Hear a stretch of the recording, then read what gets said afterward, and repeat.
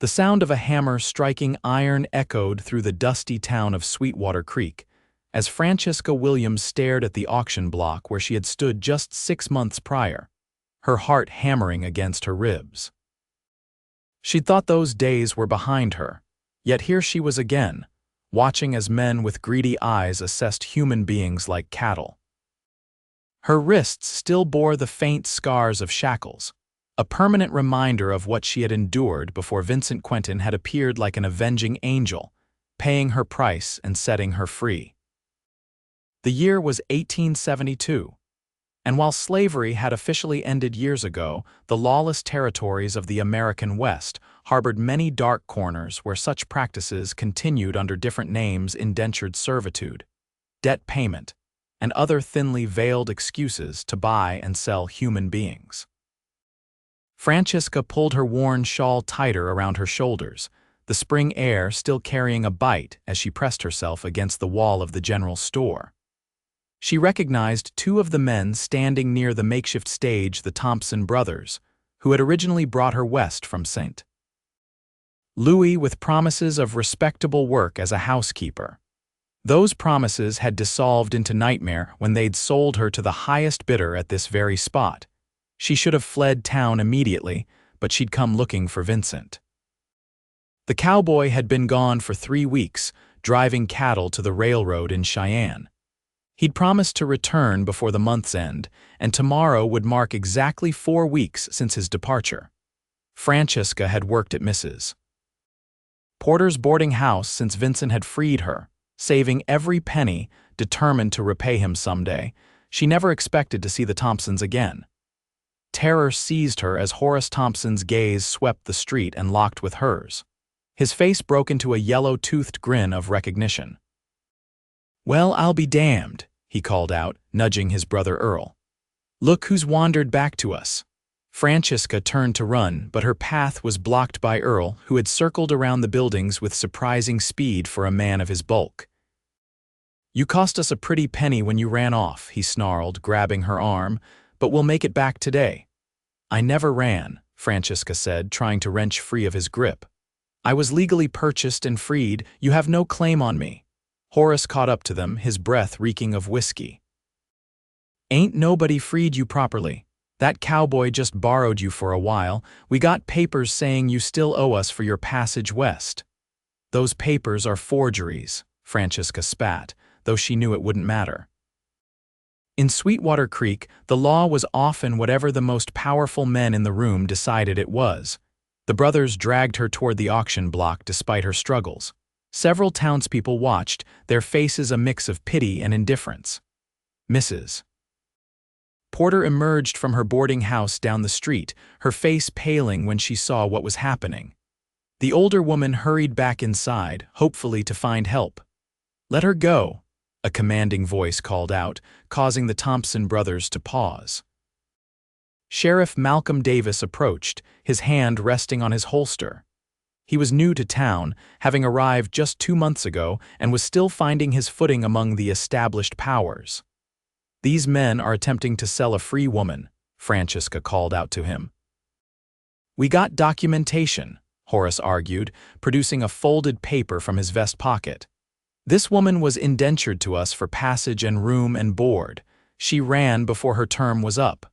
The sheriff examined the papers with a frown. "These look official enough," he said slowly, though his eyes held doubt. "They're forgeries," Francesca insisted. "Vincent Quentin purchased my contract and tore it up. He can verify Quentin ain't here," Earl interrupted with a smirk. "Been gone for weeks, might not even come back." Lots of dangers out on the trail. The suggestion that Vincent might not return made Francesca's heart clench painfully. In the months since he'd freed her, they'd formed a friendship that had grown deeper with each passing day. His last words to her before leaving for Cheyenne had carried promises that warmed her even now. "I'll be back before the month is out, Franny," he'd said, his voice low and sincere. "And when I return, we need to talk about the future." "I can't hold them based on your word against theirs," the sheriff said apologetically. "Not without Quentin here to back your claim." "Then hold them until he returns," Francesca pleaded. "He's due back any day." "We got business that can't wait," Horace insisted. "We need to settle our affairs today and move on." The sheriff looked troubled but ultimately nodded. "I can't stop a legal transaction if they have papers. Best I can do is oversee it to make sure everything's above board." Francesca's hopes plummeted as they dragged her to the auction block. The small crowd that had gathered to watch the regular Saturday auction eyed her with curiosity. Most were strangers, travelers passing through or new settlers, but a few familiar faces looked away in shame when she tried to catch their eyes. "Starting bid for this fine housekeeper and cook," Horace called out, pushing Francesca forward. "Healthy, educated, can read and write, a rare find in these parts, who'll start at $50. A heavy-set man in a stained suit raised his hand. "50. 60, called another voice, belonging to a rancher Francesca recognized as having a reputation for cruelty toward his workers. The bids climbed slowly to $85. Francesca stood with her shoulders back, refusing to show fear despite the trembling in her knees. She'd survived this once, she would find a way to survive it again, and then she would escape this town forever. 100, bid a man in a black coat who had been watching silently from the back of the crowd. 120, the rancher countered. The man in black opened his mouth to respond when the sound of approaching horses interrupted the proceedings. A cloud of dust rose at the end of the street as a group of riders approached at a steady trot. Francesca's heart leapt when she recognized the lead rider's broad-shouldered silhouette and the distinctive pattern of his Appaloosa horse. Vincent Quentin had returned to Sweetwater Creek. He rode directly to the auction block, his companions 4 dusty cowboys who worked his small ranch fanning out behind him. His normally warm brown eyes were cold as ice as he surveyed the scene before him. Dust covered his clothes and a week's worth of stubble darkened his jaw, but to Francesca, he had never looked more magnificent. "What the hell is happening here?" Vincent demanded, his voice carrying across the suddenly silent street. "Just conducting business," Horace Thompson replied, though he took a step back from Vincent's horse. "This woman is not yours to sell," Vincent finished, dismounting in one fluid motion. At 32, he moved with the easy grace of a man accustomed to hard physical labor. "I purchased her contract 6 months ago. You bought her services, not her freedom," Earl argued. "The debt remains unpaid." Vincent's hand moved to rest on his holster. "I paid in full and have witnesses who saw me tear up that contract. She's a free woman." Sheriff Davis stepped forward. "They have papers, Quentin. Forged papers," Vincent replied without taking his eyes off the Thompson brothers. "I suspected they might try something like this, which is why I took precautions." He reached into his saddlebag and withdrew an envelope. "These are certified documents from a judge in Cheyenne, confirming that I legally paid all debts owed by Miss Williams and that she is a free woman under the law." The sheriff examined the papers and nodded slowly. "These appear legitimate. They have the territorial court seal." Horace Thompson's face darkened with anger. "This is outrageous. We have rights. Your only right at this moment is to leave town before I arrest you for attempted kidnapping and fraud," Sheriff Davis interrupted, his confidence growing as he folded Vincent's papers and handed them back. "And if I see either of you in Sweetwater Creek again, I'll have you in chains before your boots touch the dirt." Earl looked ready to argue, but Horace grabbed his arm and pulled him back. "This ain't over," he muttered. "It was over 6 months ago," Vincent replied coldly. "She already has a home, and it's not with you." The word sent a rush of warmth through Francesca despite the tension of the moment. Home. She'd never dared to call any place that, not since losing her family to fever when she was 17. For 3 years she drifted, taking whatever work she could find until the Thompsons had lured her west with false promises. The brothers retreated, muttering threats under their breath. The crowd began to disperse, the entertainment concluded. Vincent stepped onto the auction block and gently took Francesca's elbow, helping her down. "Are you hurt?" he asked softly, his eyes searching her face. No, she answered, her voice unsteady. Just shaken, I thought. I feared you wouldn't return in time. I would have tracked you to the ends of the earth if necessary, he said, with such conviction that Francesca had to look away, afraid of the hope blooming in her chest. Vincent turned to his men. Jake, follow those two until they're well beyond the town limits. The rest of you, get yourselves something to eat. We've had a long journey. As his men dispersed, Vincent kept his hand lightly on Francesca's arm. Let me walk you back to Mrs. Porter's. They moved slowly down the dusty street. Now that the immediate danger had passed, Francesca found herself overwhelmed by a delayed reaction to the day's events. She stumbled slightly, and Vincent's arm immediately encircled her waist to steady her. I'm sorry, she whispered. I thought I was stronger than this. You're the strongest person I know, Franny, he replied. But even the strong need support sometimes. At the boarding house, Mrs. Porter fussed over them both, insisting Vincent stay for supper despite his trail-worn appearance. You'll eat a proper meal before you head back to that ranch of yours, she declared. Heaven knows what you've been living on these past weeks. Mostly beans and coffee, Vincent admitted with a tired smile. A home-cooked meal sounds like paradise. While he cleaned up, Francesca helped Mrs. Porter in the kitchen, trying to quiet her racing thoughts. He came back just when I needed him most, she said softly as she peeled potatoes. The older woman gave her a knowing look. That man didn't push his horses for 3 days straight just to make it back to his cattle, dear. Vincent appeared at the doorway, his hair still damp from washing, wearing a clean shirt that stretched across his broad shoulders. His eyes found Francesca immediately, and the intensity of his gaze made her cheeks warm. Over supper, Vincent recounted his journey to Cheyenne and back, including his decision to have their legal situation properly documented. I had a feeling those Thompson brothers might return, he explained. They have a reputation for such schemes across 3 territories. How did you know to come today? Francesca asked. I didn't, he admitted. We pushed hard to return as quickly as possible after the cattle sale. I was headed to my ranch when one of Mrs. Porter's boarders recognized me on the road and told me what was happening in town. Providence, Mrs. Porter declared firmly. The Lord works in mysterious ways. After the meal, Vincent asked Francesca if she would walk with him. The spring evening was mild, the setting sun painting the western sky in brilliant oranges and pinks. They strolled toward the small church at the edge of town, their silence comfortable after months of friendship. I meant what I said, Vincent finally spoke, his voice low. About you having a home. Francesca's heart quickened. I've been grateful for Mrs. Porter's kindness. That's not what I meant, and you know it. He stopped walking and turned to face her. Before I left, I told you we needed to talk about the future when I returned, she nodded, unable to trust her voice. I've spent 3 years building my ranch, making it profitable, creating something lasting, he continued. But these past weeks, riding across empty country, I realized something important.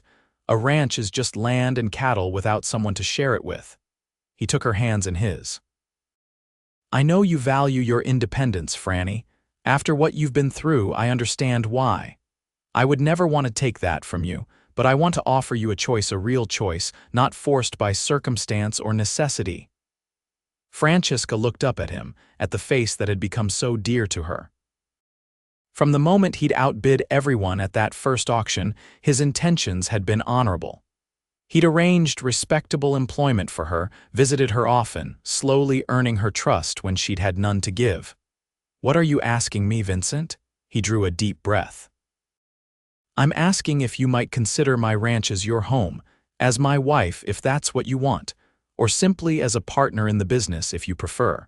Either way, I want you in my life, Franny. Tears filled her eyes. Do you know what I thought when I saw you ride into town today? I thought you looked like everything I've ever wanted and never dared hope for. His expression softened. Is that a yes? To which question? She asked, a smile playing at her lips despite her tears. To all of them, to any of them, to whatever makes you happy. Francesca stepped closer to him. When you purchased my contract, you gave me my freedom. That was the greatest gift anyone has ever given me, but now I find there's something I value even more. What's that? The freedom to choose to be with someone, not because I'm owned or obligated, but because my heart has decided. She reached up to touch his face. I would be honored to be your wife, Vincent Quentin. The joy that transformed his features was worth every hardship she had endured. He leaned down slowly, giving her time to pull away if she wished, but Francesca rose on her tiptoes to meet him halfway. Their first kiss was gentle, a promise of tenderness to come. When they finally parted, Vincent kept his arms around her. I should warn you, the ranch house is nothing fancy, just 4 rooms and basic furnishings. Is there a roof that doesn't leak? Usually. A stove that works. Most days, she laughed. Then it's already better than most places I've lived. They began walking back toward town, his arm around her waist. There's land for a garden, he continued. And I thought maybe we could add a room or 2 before winter comes. For visitors, she asked innocently. His steps faltered slightly. I was thinking more for family. Someday, if you wanted, Francesca smiled up at him. I think I would like that very much. The following weeks passed in a flurry of preparations. Vincent insisted on doing things properly, which meant an announcement in the local newspaper, a new dress for Francesca, her first ever that wasn't second-hand, and a small but respectable ceremony at the church. Mrs. Porter appointed herself unofficial wedding planner and insisted on hosting the reception at her boarding house. You've been like a daughter to me these past months, she told Francesca. Let me do this for you. The Thompson brothers remained a lingering concern. Sheriff Davis had run them out of town, but Vincent wasn't taking any chances. He hired 2 of his most trusted ranch hands to escort Francesca whenever she went into town without him. You really think they'll come back? She asked Vincent one evening as they sat on Mrs. Porter's porch. I think they're cowards at heart, he replied, but cowards can be dangerous when they feel cheated. I won't risk your safety. 2 days before the wedding, Francesca was in the general store selecting fabric for curtains when a boy ran in with a message. Sheriff wants you at his office right away, Miss Williams. Says it's urgent. Fear clutched at her heart as she hurried down the street. Had the Thompsons returned? But when she entered the sheriff's office, she found Vincent already there, along with a well-dressed man she didn't recognize. Francesca, Vincent said, crossing to her side. This is Mr. Howard Blackburn from the Territorial Marshal's office. The man stood and tipped his hat. Miss Williams, I'm pleased to inform you that Horace and Earl Thompson have been arrested in Denver. Relief flooded through her. For what? Fraud, kidnapping, and illegal trafficking of persons, Blackburn replied.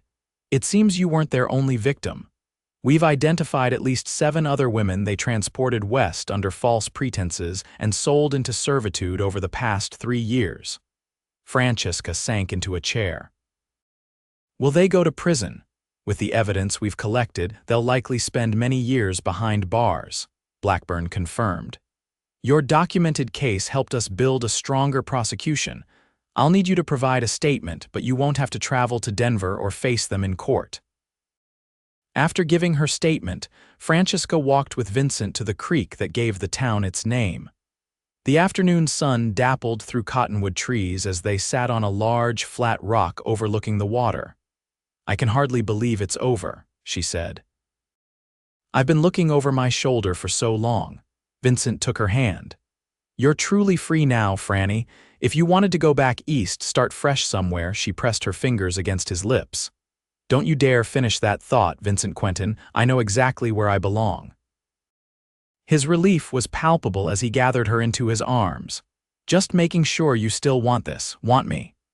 More than ever, she whispered against his chest. On their wedding day, Francesca woke before dawn, too excited to sleep. She stood at the window of her room at Mrs. Porter's, watching the sky lighten from black to deep blue to the pale gold of early morning.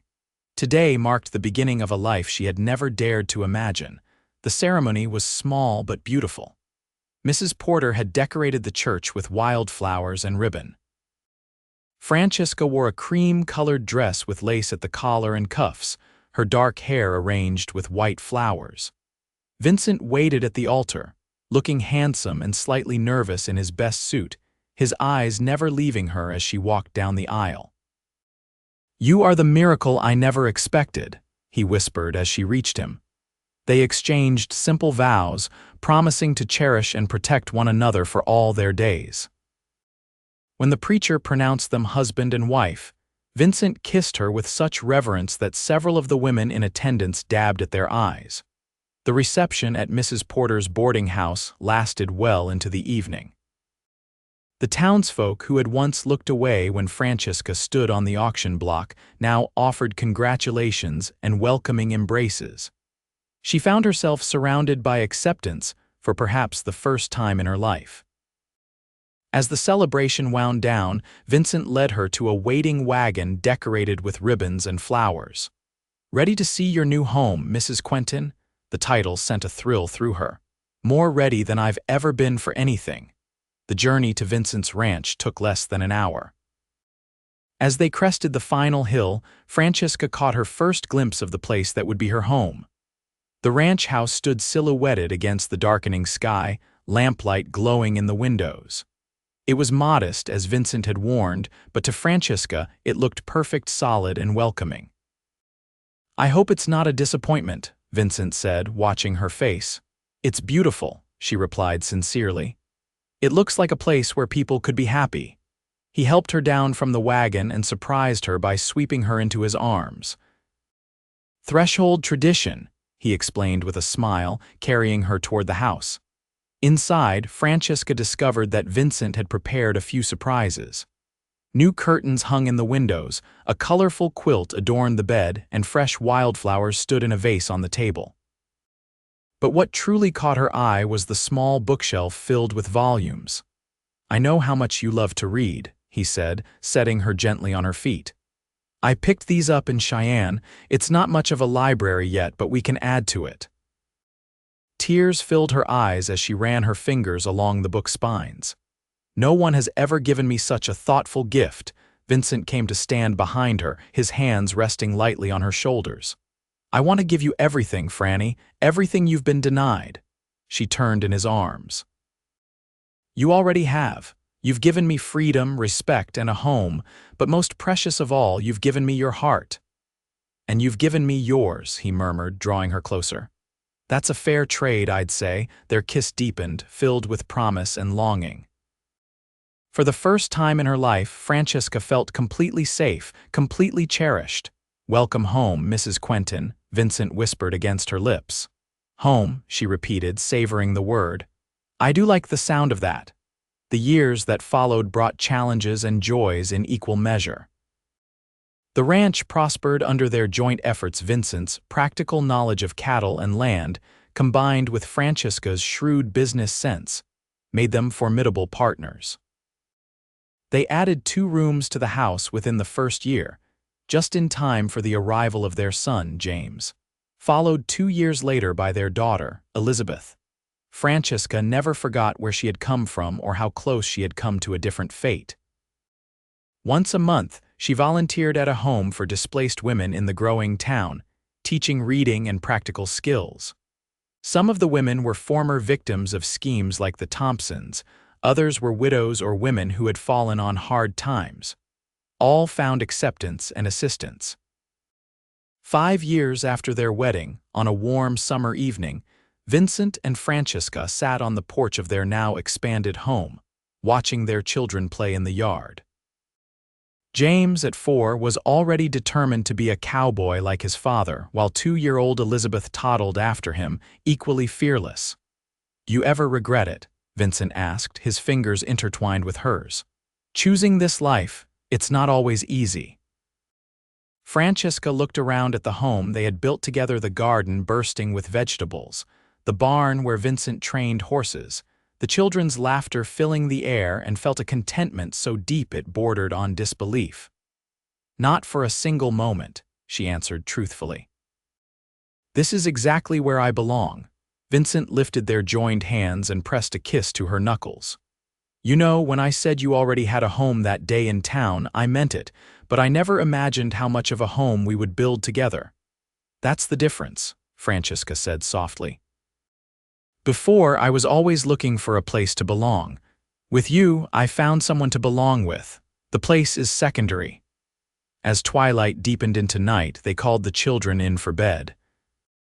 After stories and prayers and goodnight kisses, Vincent and Francesca returned to the porch, sitting side by side in the comfortable silence of two people who had found in each other everything they had ever sought. The moon rose over the plains, bathing the ranch in silver light. Somewhere in the distance, a coyote called to its mate, a haunting, beautiful sound that echoed across the open land. Vincent's arm tightened around Francesca's shoulders. "I love you, Franny, more with each passing day." She leaned her head against his shoulder, her heart full. "And I love you. For giving me freedom, for giving me a choice, and for being the kind of man worth choosing." In the vast wilderness of the American West, they had carved out more than a homestead. They had created a sanctuary, a place where love, respect, and freedom flourished. And in that sanctuary, two people who had once been alone had found in each other the greatest treasure of all, a heart to call home.